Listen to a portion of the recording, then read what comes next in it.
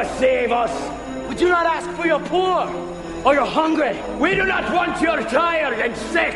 It is your corrupt we claim. It is your evil that will be sought by us. With every breath, we shall hunt them down. Each day, we will spill their blood till it rains down from the skies. Do not kill, do not rape, do not steal. These are principles which every man of every faith can embrace. These are not polite suggestions. These are codes of behavior. And those of you that ignore them will pay the dearest cost. There are varying degrees of evil. We urge you lesser forms of filth, not to push the bounds and cross over into true corruption, into our domain.